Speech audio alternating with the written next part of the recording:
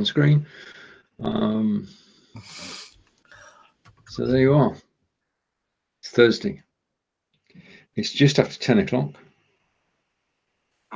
It's the 10th. Only 2 weeks to Christmas. Yeah. Terrible.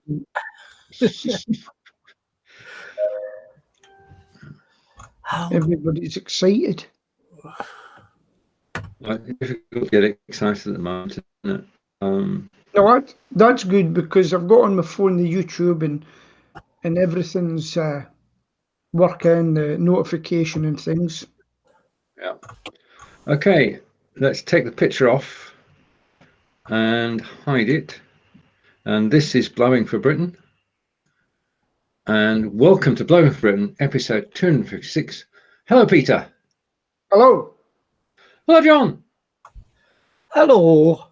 Right, anything can happen in the next 60 minutes. This is our penultimate show before Christmas. We won't be broadcasting on Christmas Eve unless we do a vote later and decide to.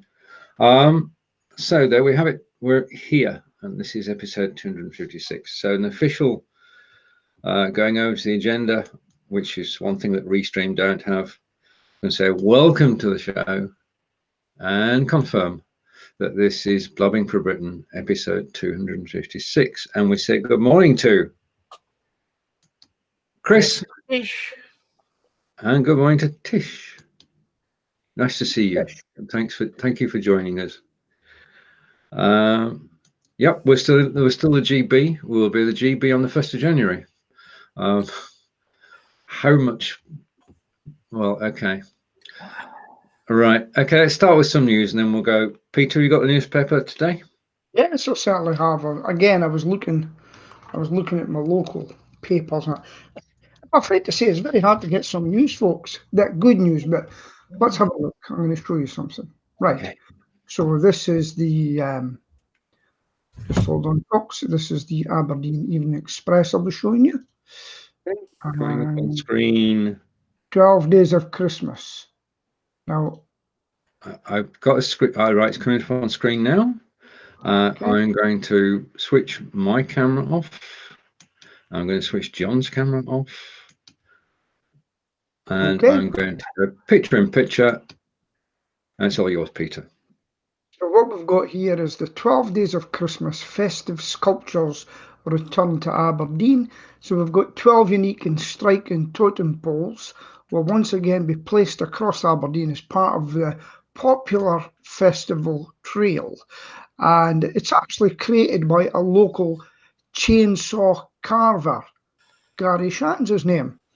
The only thing I would advise anybody, don't pee him off because he's got a chainsaw in his hand. Don't criticise any of his stuff while he's doing it and tell him to pick up the wood shavings at the end, you know. So the guys don't know. So this first happened in 2016, yeah. And so it's just about the only good news I can find, and because there's not a lot up here at the moment. So he's given the 12 Days of Christmas. Here's at the famous, this is the Castle Gate in Aberdeen, that picture. That's where they used to hang people, yeah, just to let you know. And basically, that's good news there. So what I'm going to do is shut this one down, and I'll bring on Aberdeen City News. Now let's have a look. Okay. Go to Be.Live. I'll go to Share. I'll go to Chrome tab and Aberdeen City News. So this is the press and journal. Again, it's for morning paper. One of the stories I picked up was it was a lady with the neighbourhood neighbour of the year. Very good. Nikki Jenkins is her name. But the one that stuck out to me is sticking with it. We've got a restaurant in Aberdeen called 8848, and that comes from the height of Everest. But they've just found out it's a bit higher than it should be, but he says he's going to keep it. I know why, because he'd have to change everything and it cost him a lot of money, and that's probably why. And so these people are from Nepal, this restaurant in Aberdeen. And The other bit of news I can see there, a minister is expected to end background music ban misery for Scottish hospitality venues. And it's quite amazing when you go into pubs and it's just dead quiet. But they're now going to introduce music background again. But let me tell you why they stopped it. Because if it was too loud, people would be shouting to each other, which means that you would have projected your spittle, whether you liked it or not, and you didn't know it. And that was why it was banned. Let me see what else I can see. Oh, unfortunately, there's a care home got COVID. Terminal dad. Police appeal. Oh, somebody else. So as you can see, as you go down, most of it is actually sad and bad news. So I'm now going to hand it back to our host, Stephen. Thank you. And that's a bit of news from Aberdeen. Thank you, Peter. We'll have news from, just a minute, turn our cameras back on, then you can actually see the three of us, and John as well. Right, we'll have news from Devisers and possibly Solihull. Something might have happened in Solihull, you never know, John. Right, so good morning to Chris and Tish and to everybody else who's watching. This is Blabbing for Britain, and we're going to look at this week's news and start off with, go to the agenda. The main topics are, right, okay. Now, last night at a dinner in Belgium, Prime Minister and the European leader of the European Parliament got together and over dinner to discuss what was going to happen with an agreement for when we actually leave, which is the 31st December, 17 days away. And they decided one thing. Do you know what that one thing was? Are you bothered? Well, I'm bothered, but they've spent more time talking about the gaps than they have than the achievements. I don't know what the one thing was. There are gaps. The thing they decided was they're actually meeting on Sunday for the final time. And if they don't resolve something by Sunday, then we'll be leaving with no deal. And there are. Sorry, Peter. What was the thing you mentioned? What was it? What did they drop? The only thing they managed to decide on and agree on was that they would meet again on Sunday. Right. As far as and they sorted out Northern Ireland, they sorted out the fisheries, but they've not sorted out trade. There are three things actually dividing the two sides, and they just can't reach agreement on them. Now, there's a lot of brinkmanship going on, possibly, and it would be far better for all of us if there was a deal when we left. But it's looking increasingly like, and the odds are that we'll leave without a deal, which means without any trade agreements, apart from the one we signed in Singapore yesterday. Yes. Now, that's a warning shot. Here's one country ready to trade with us. Okay. Australia's ready to trade with us. I think Canada's ready to trade with us. And things will change. And one of the things that really gets me, I don't want Europe having any say in our laws. And what happened to the free market economy? They're saying, you can't get an advantage over us. We can get advantage over you probably, but we're not letting you, a single country, get advantage over us. Because the problem you've got now is the Scottish National Party are now complaining that Northern Ireland's got a deal because of that border and the peace agreement. And I believe some ships are saying, some trawlermen, I think, are actually going to register vessels in Northern Ireland. Yeah. Crazy situation. If there's a loophole, Peter, people will use it. Yeah. And say good morning to Nick. Nick is saying, just like before, surely both sides can agree to an extension if we're so close.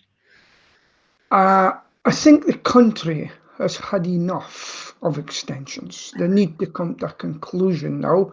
It's been a long time in the waiting. We want to know if we're truly independent or we do a deal.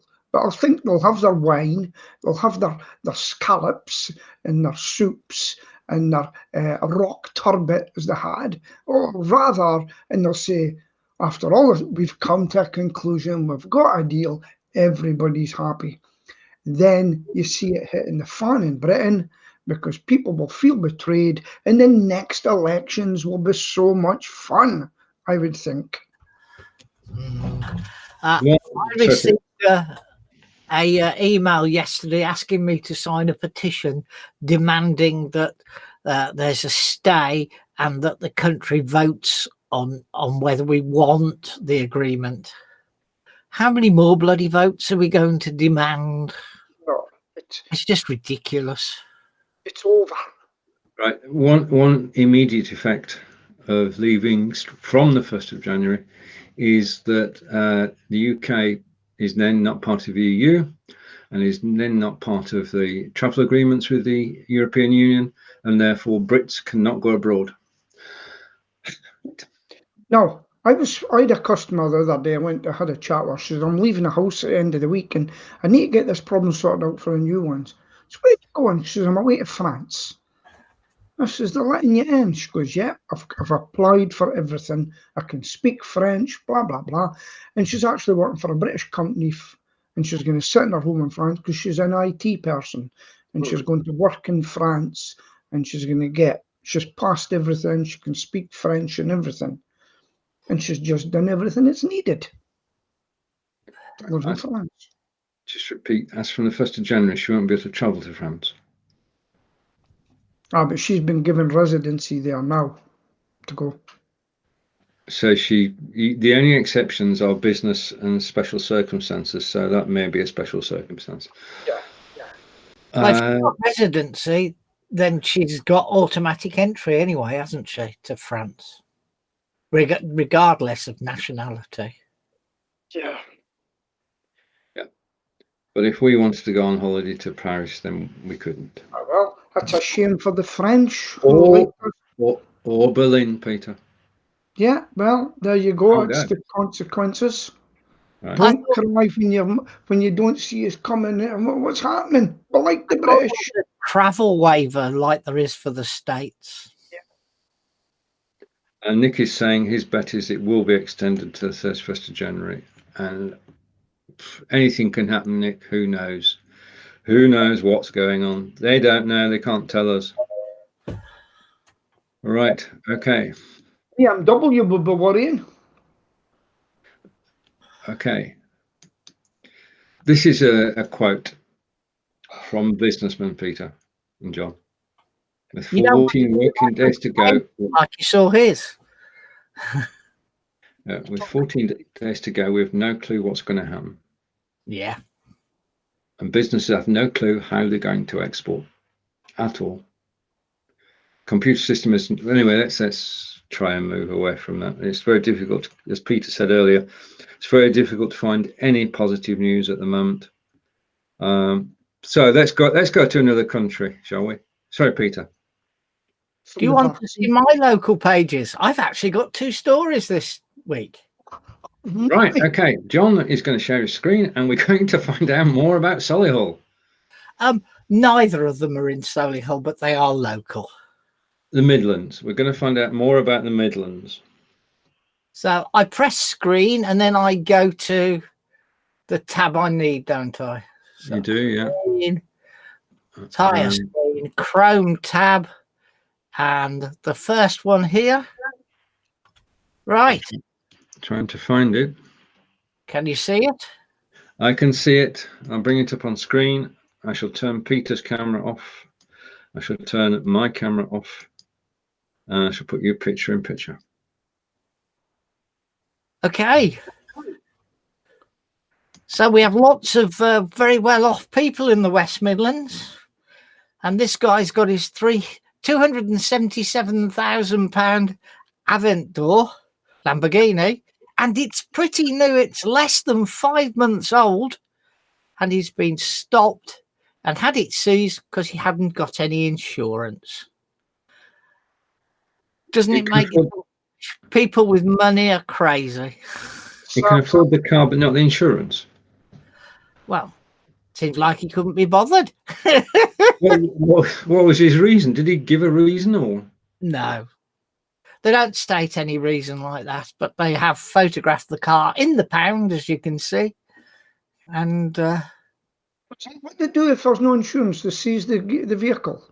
they do that for whether you've got a Mini or an Aventador around here. Good. Good. That'll serve them right. Yeah. Okay. So it's not an overly exciting story, but you know, thought it was quite interesting. But I've got another story. So what do I do now? I press stop, don't I? Yes, you can press stop, John. It will disappear. It'll just be you on screen. Okie doke. And then let's bring up my other story. Getting better at this. Good. This one is, it's like the new German market. Fury over huge crowds at Chanet Face. Look at it. Just a minute. I can't see it yet. I haven't seen it yet, mate. It should be on screen in a minute. Theoretically, yes. Okay, there you are. So, supposedly it was food support for people buying Christmas trees.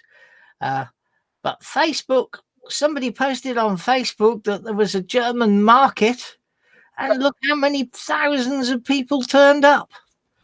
This is at Cannock Chase. So all the German markets around the Midlands were cancelled, you know, mainly Nottingham, Birmingham, etc. But rumour had it that was one running on Cannock Chase. The bad news for everybody is that it's closed now because of all of those clowns turning up and queuing like nothing on earth without any social distancing, etc. And very few masks. Yeah. So those are my two stories. You know, it just shows that the West Midlands is full of idiots. Okay. and obviously German lovers. The German market in Birmingham has always been popular. Oh yeah, I mean it's nationally known. People going in on coaches and charabancs to Birmingham. Well, except it didn't happen this year; it was cancelled. The bottom line being that we showed off that we're just stupid. German market, I only went once. I got fed up of being banged and banged and banged by the crowds, so we never went again. Angelica used to work for a munitions company, and she organised a day out for the people who worked there, and they went to Birmingham Christmas market, and they haven't forgotten it. All right, over to Chris, and Chris is saying, I hope you can come to Germany and Belgium after COVID, Stephen. So do we. So do we. Right. Okay. Now you mentioned Germany there, John, which gives me an excuse. Last night was a virtual German Christmas carol concert hosted by Angelica, directed by me, and Chris was there. And we had a brilliant, nearly 2 hours of German carols. And I thought, well, why should Blabbing for Britain miss out on this? So I brought with me one of the German carols from last night. And I'm going to hide that. I'm going to bring the carol up on screen.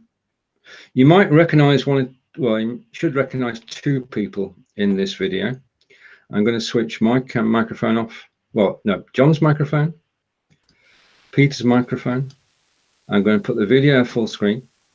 So sit back and relax for about 1 minute 52 seconds as we listen to Alle Jahre wieder.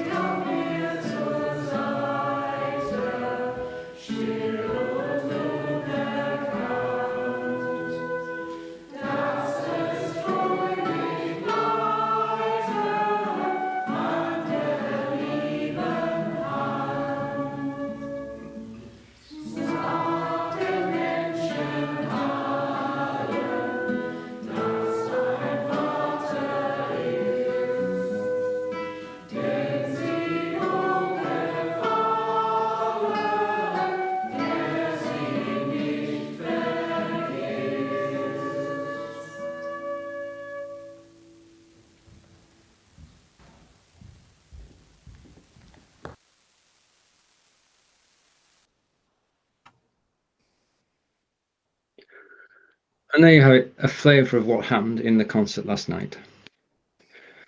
It's sort of changed the right. Okay, you can say whether you enjoy it or not, or just be speechless. I've no. Didn't understand a word of it. No, but you had the words. You had the words in German underneath. I mean, you could have sung along once you got the tune. I mean, that was 2019, and that's Angelica's past, present, and future students. And normally we get together in a church hall and sing and have coffee and cooking. But this year we couldn't, so there was a virtual carol concert on Zoom last night, of which there is no recording and no evidence. But that was one of the 12 videos that were actually played during the concert. If you're watching us live, please say hello. If you do that, we can feature you in the recording forever. And if you've got any questions to ask about Solihull or Aberdeen or Wiltshire, then please ask those. If you've got any comments on Brexit, COVID, or the US presidency, then ask those as well. Not that we're political, are we, Peter? Just to let you know, folks, that we've actually never met in person, and it's the first time that I've seen Stephen in full length. And I didn't realise he had skinny legs. I've got legs. Yes, I've got legs. Nice one, Peter. What height are you, Stephen? I'm 5'10" and a half, and the half is important. Oh, yeah. That's when I say I'm 5'5.5". Oh, that's about the same height as me. Exactly. About 5.5, 6 to 6. So were they all students, the people there, or was there some Germans amongst them? All students all know each other, apart from 2 people who came along just because they found the advert. But we all know each other. We teach German classes together, and they are Angelica's local students, because Angelica's got students globally. Stephen, quick question.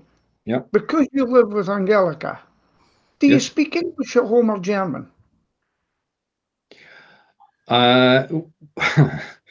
Apart from the 2 hours a week when we're doing German lessons, we speak English. Angelica speaks to her mum and aunt every Monday for an hour, and she speaks German for an hour every week with her mum and aunt. So yes, no, we don't. There's no reason to go into German, because Angelica sounds like she comes from Wiltshire anyway. She does. Angelica's got a Wiltshire accent. Who married a local German girl, and he still stays in Germany. He came out of the army and stayed in Germany. Yeah. And I was speaking to him a while back, and before it was typing, and he went, English, he says, that's a language I haven't spoken for ages. You know? You just I mean, you German all the time. Yeah, you're living in Germany, you speak German. Say hello to Kelly on a very early morning in Sarnia, Ontario, Canada, and over to Chris. And Chris was at the concert last night and singing away with all of us. Although just one feature that I didn't mention, I enjoyed it. The guitarist was a great help because I didn't know most of the songs. First of all, Zoom meeting, and when the video was played, they're all YouTube videos. When the video was played, everybody's microphone was switched off so that you could sing to your heart's content and not be heard.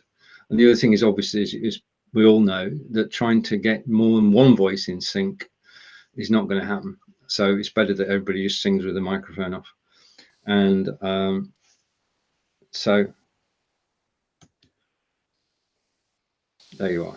And we had Al is a music teacher and locally over in Warminster, and he did an intro to each of the songs by playing the melody before it began, so everybody got the right note. Well, apart from me, of course, being somewhat tone deaf.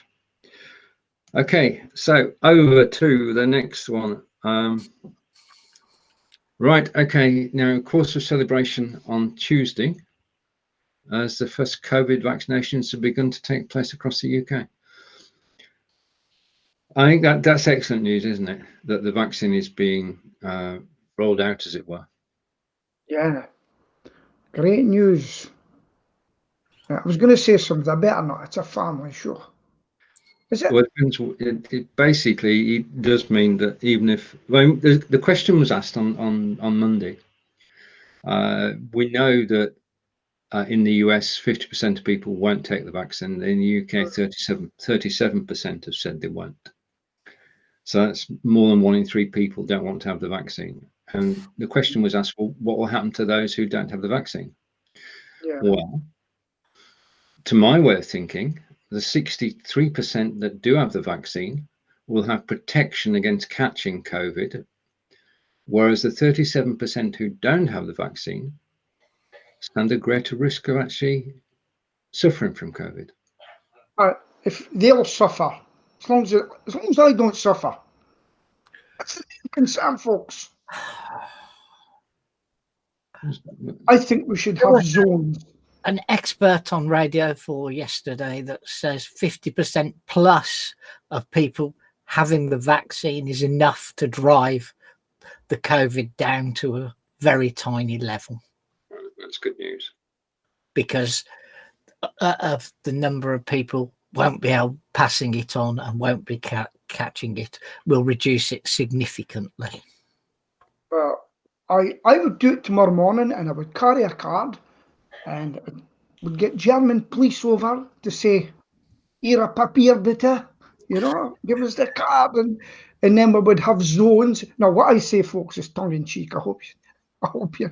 We would have zones where vax people can go to and non-vax can go to, and we can sing songs at each other. You could have so many different divides, Peter. You could have drinkers, non-drinkers, religious, non-religious. It's.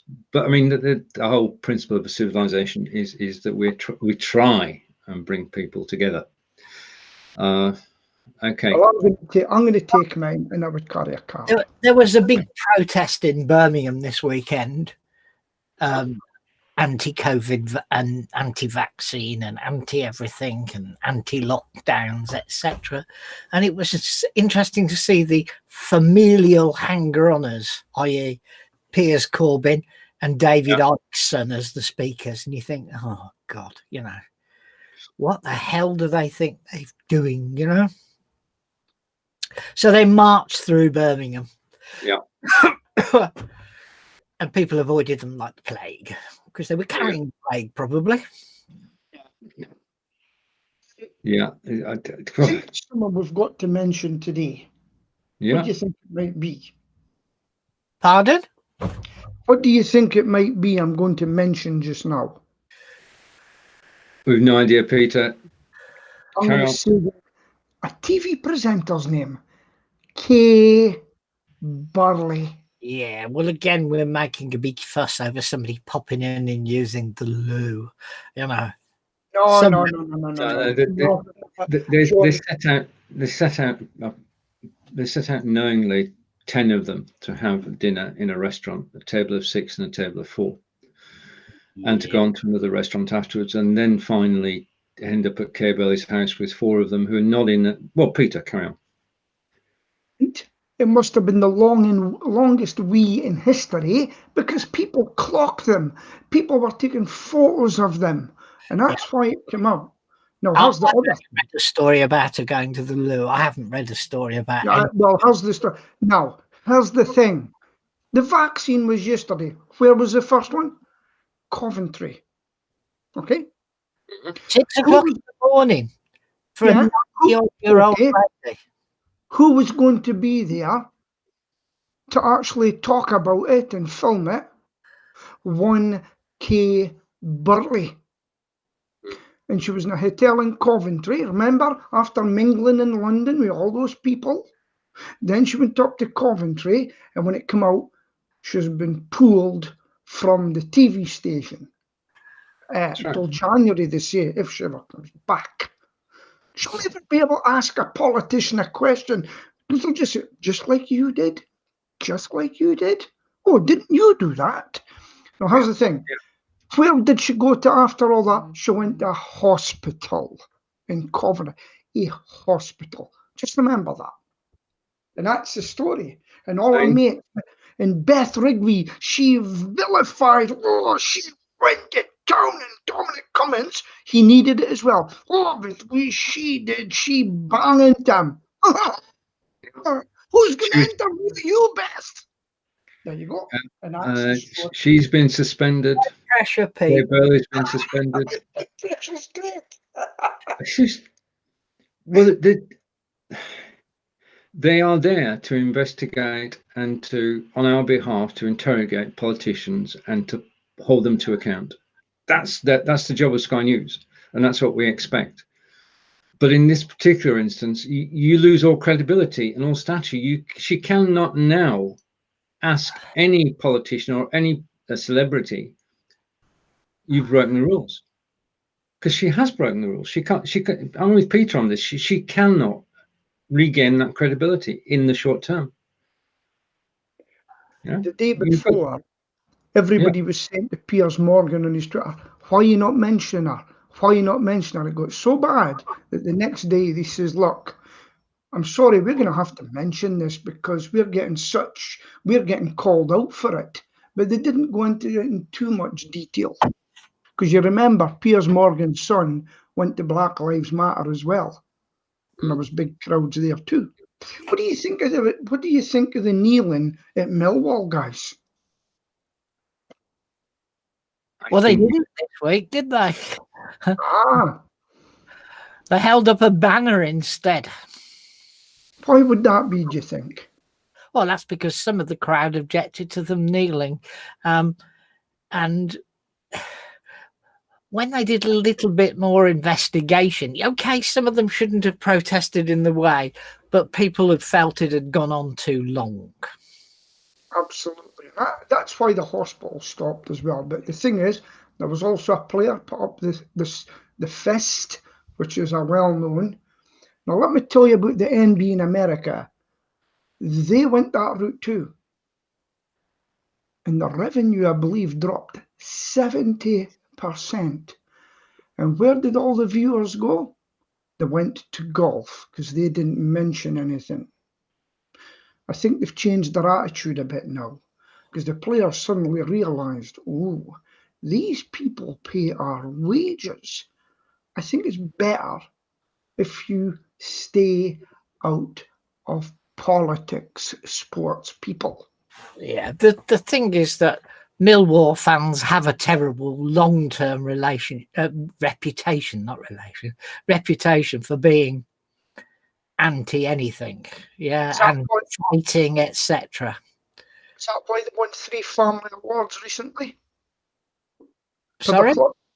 Reputation. I didn't say it was true today. I just said that's the reputation they have. Oh, well, fighting and etc.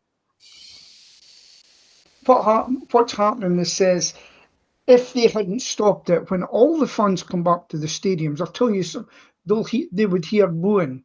The only way you can hit a club, and this is a lot, and Richard Littlejohn, but he said, I'm not going back. He's got a season ticket, and he ain't got back until they sort it out, because he's wanting to see football. He doesn't want to see politics.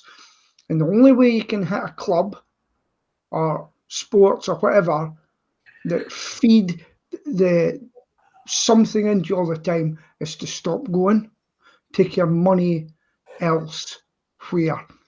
Then they will know about it. And that's why they quickly changed to put in there. And I don't agree with what they've done either.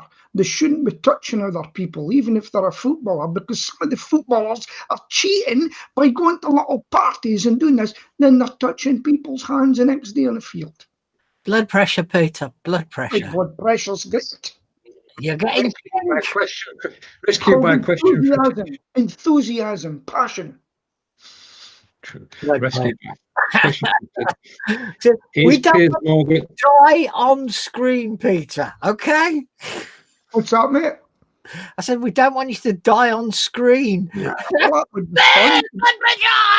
We could have something to talk about next week. Is Piers Morgan still on GMB? Yes. Said Tish. Okay, there you have it. Some things do continue. We need continuity. Right. Okay. On to the next scheduled question. Oh, right. Okay. And this is because we're being watched by Kelly as well as other people in Sarnia in Ontario. Canada is the latest country to approve the Pfizer-BioNTech vaccine, and that's because Britain and Canada lead the world. Okay, but one of the things just on this, our ministers are trying to take credit for the vaccine in the same way as Trump's done in the States. This was a pan-European thing from my point of view. This is not a British win. This is a European global win. What do you think? I think it's just that the British approved it first. That's the main thing. They didn't have to worry about Brussels getting them back. They just done it because we're a free nation. That's why. Right. Now, we have got through the last 9 months because of our frontline workers, and that's not just hospitals, that's everybody who's kept the economy going. And in relation to that, Asda are closed on Boxing Day this year because it's a thank you to all their staff who've worked hard this year. Sainsbury's have said that some of the staff will be working, but they won't be opening all the stores. So I think this is a good way to actually recognize don't need to be shopping on Boxing Day. Yeah.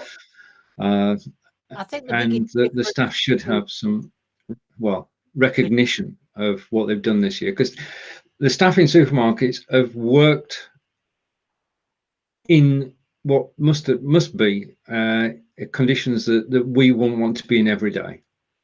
They have been exposed to COVID working in the supermarkets. They couldn't avoid it because the customers get so close, and some of them a lot of them are not wearing masks. So shout out for every single person who works for a major store or a minor store and has this year kept the economy going. Peter? I think it's a good idea to shut down and have a little corner shops open. That's their bread and butter, and go and buy things from them if you need it, like milk or something like that. But you know, there's one industry that always gets neglected, hardly ever gets mentioned. Do you know what it is? Yeah. You rat catchers. It's the pest control industry, going into people's homes, going into their factories, keeping the food chain okay. And we never get a mention, only to ridicule us. So I'd like to give a shout out to all the pest controllers who have kept people safe, stopped the spread of salmonella, Weil's disease, etc., etc. Well done. Yep. I think the difference between Sainsbury's and Asda is that Sainsbury's has thousands of small stores and Asda has very few small stores. Yeah. But I mean, traditionally, Christmas Day is Christmas Day, dinner, Queen's Speech, Boxing Day is first day of the sales. So it's been a great selling effort. And over to the comments and over to Kelly, and Kelly is saying it's on its way, and this is a good point to make. The vaccine that we're all receiving is coming from Belgium. Yeah, and saying minus 40 degrees, it's minus 71 degrees. It has to be kept at. Yeah, it is. And it has to be.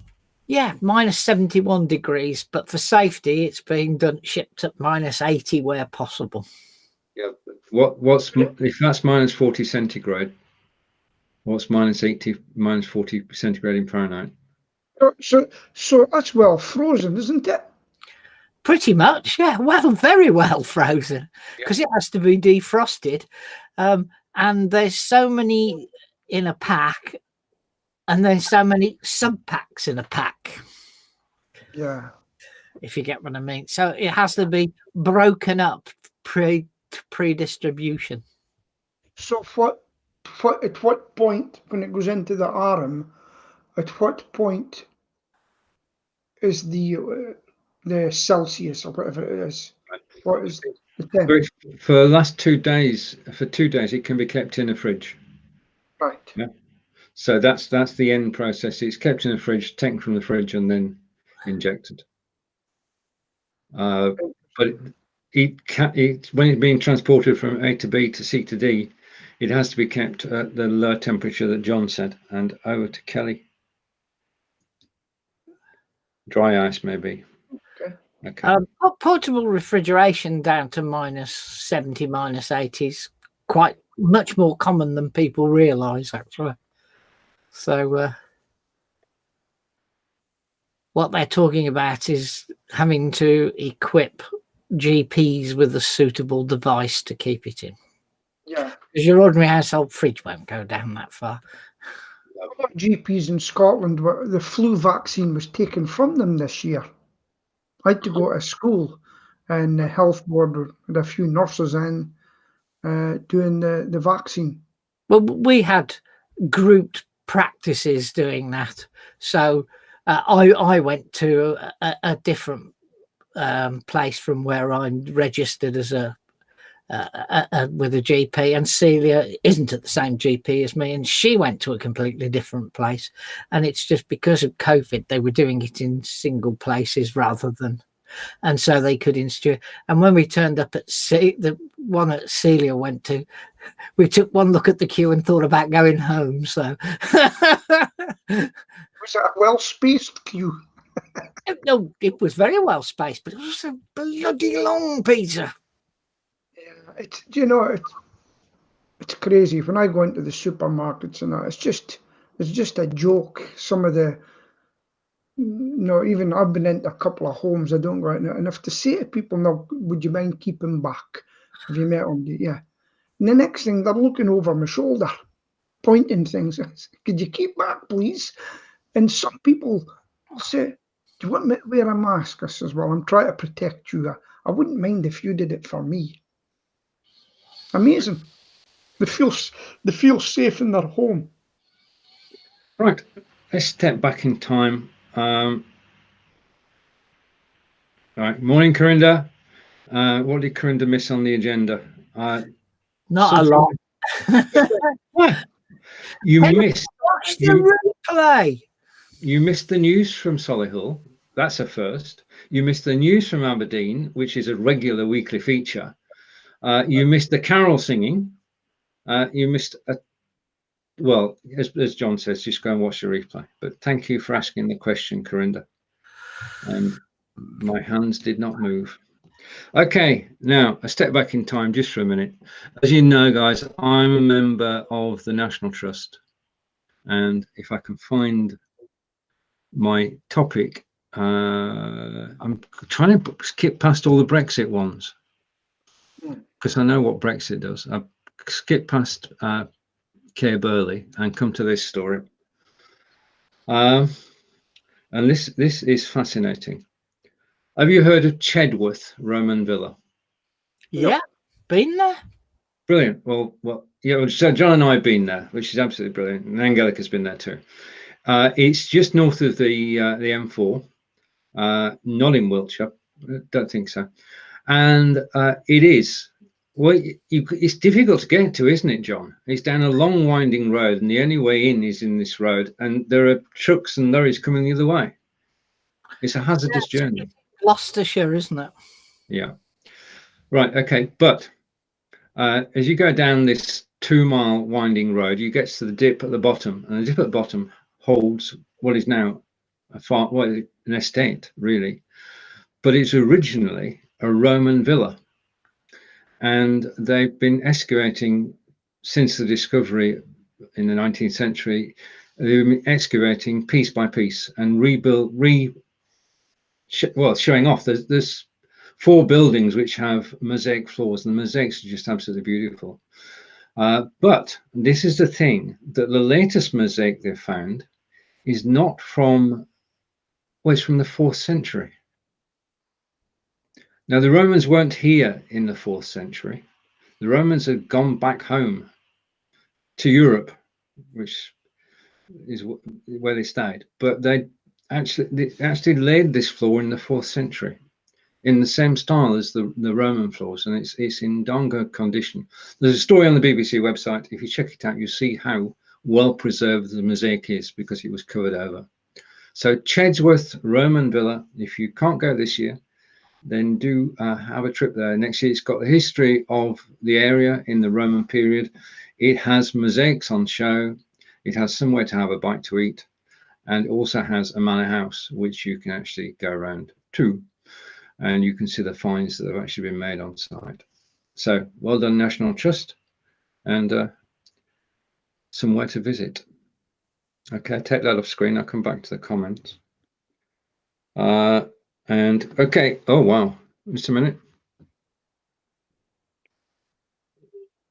Right, so Chris was saying these are transported with dry ice. Sorry. It is Blabbing for Britain, episode 256. We're being watched on YouTube.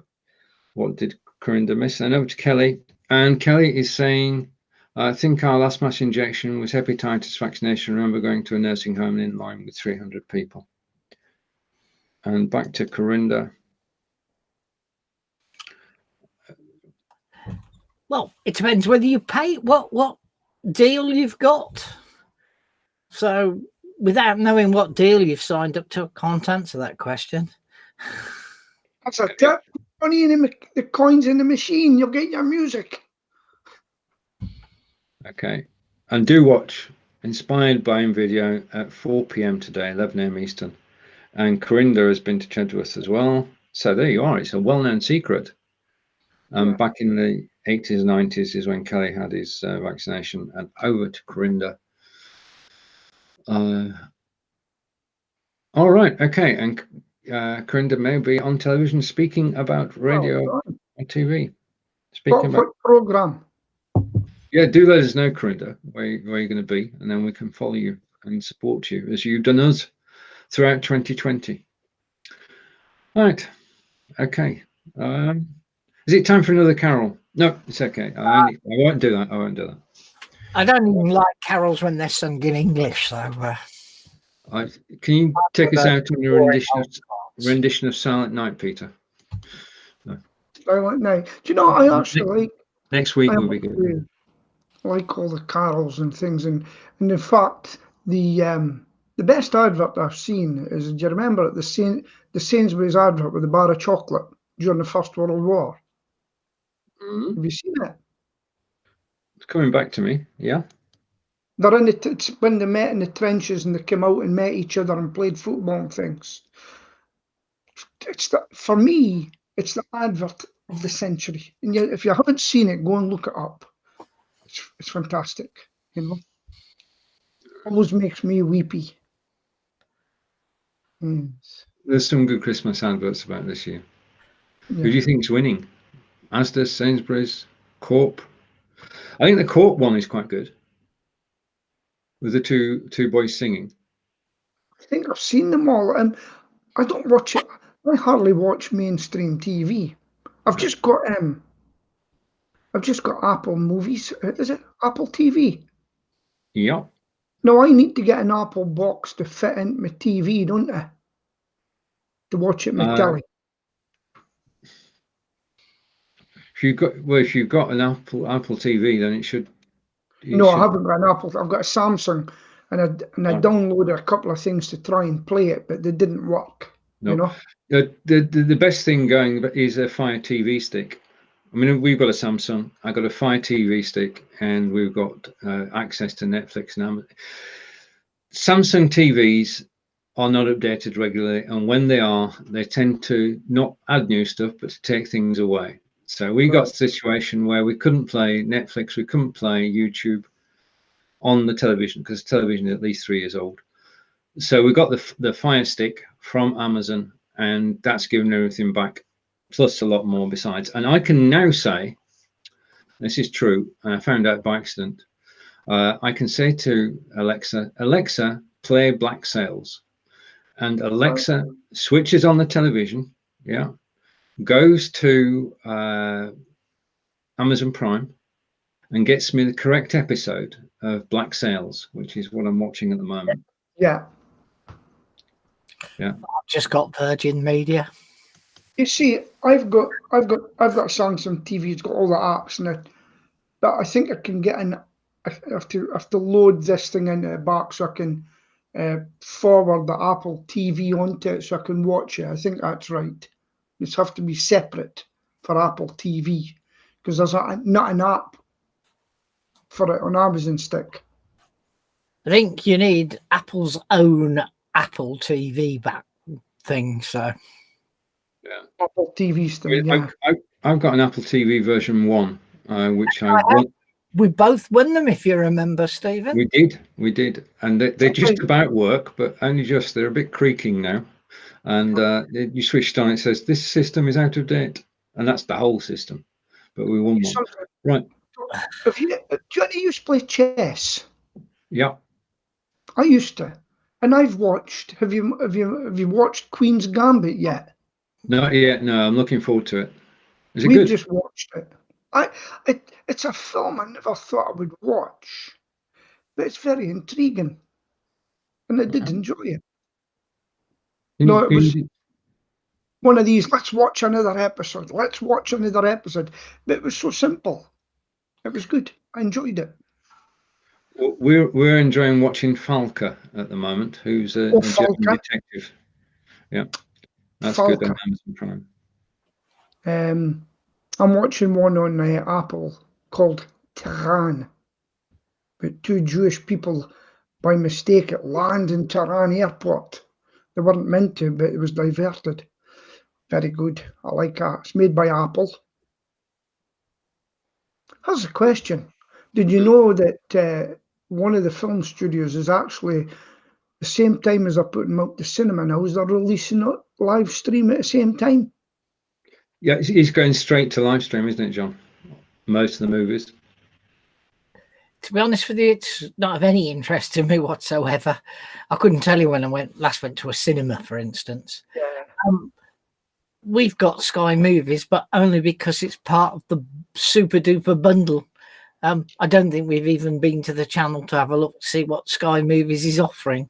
Maybe we will at Christmas, but I think I've watched MasterChef these last couple of weeks, MasterChef, the professionals on iPlayer, and that's about the extent of my, and I did watch the latest, what's it called? The car thing that's on. Gosh, can't even remember the name of it now.